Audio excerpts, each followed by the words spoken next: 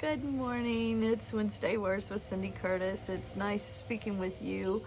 I've got a bad cold going on here, so I got a wad of tissue in my hand just in case things start flowing, which has been my life for the past 5 days.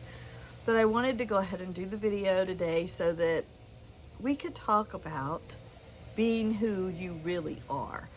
Is that hard for you?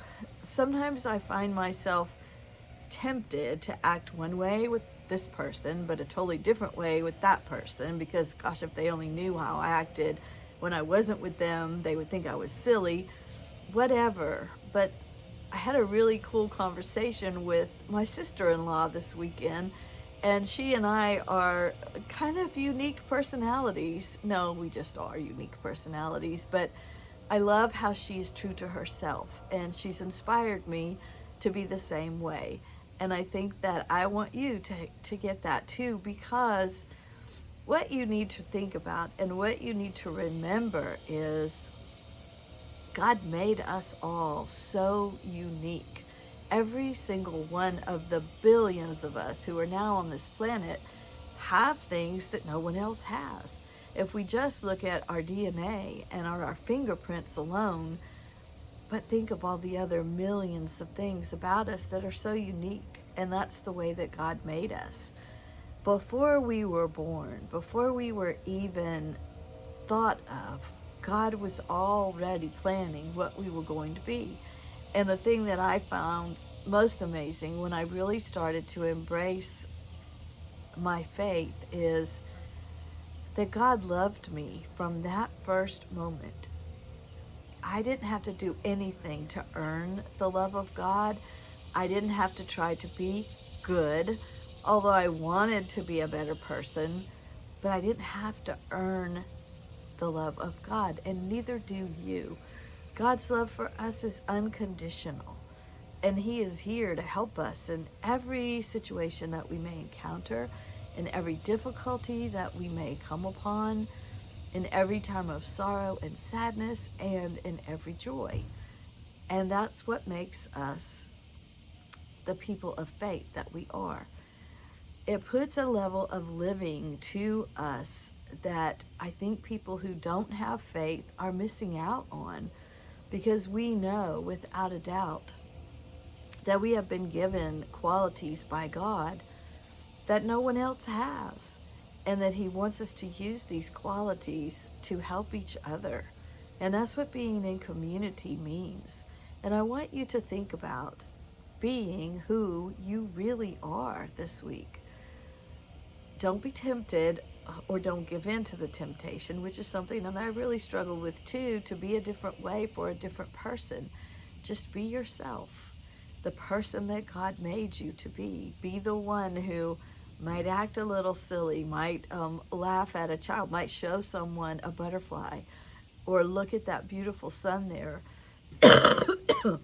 Excuse me.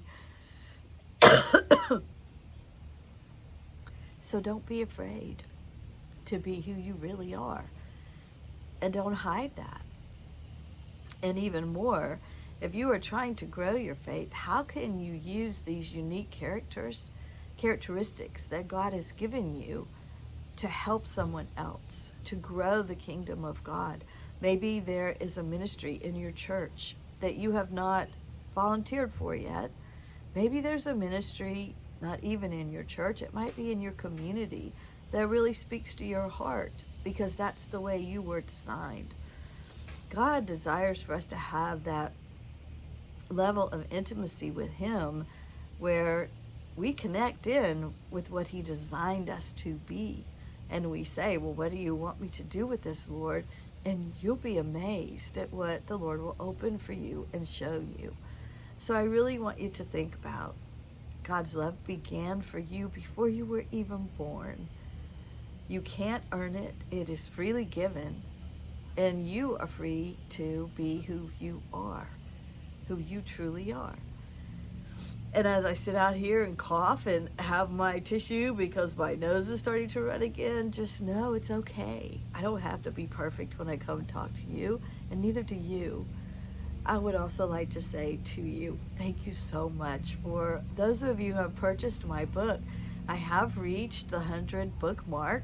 I have 5 people who have been so wonderful to leave me a review. Well, I could say 4 because one of the reviews was me doing a little video. So I was trying to get a goal of 50 reviews for my book. So if 100 of you out there have it, that only means, less than half of you could leave a review and I would make my goal. So just think about it, if you will. Again, it's no pressure, but the book is really a good read. So if you haven't found something good to read for this summer yet, Everybody Lies is right there waiting for you. And I have other books too you could check out on my website.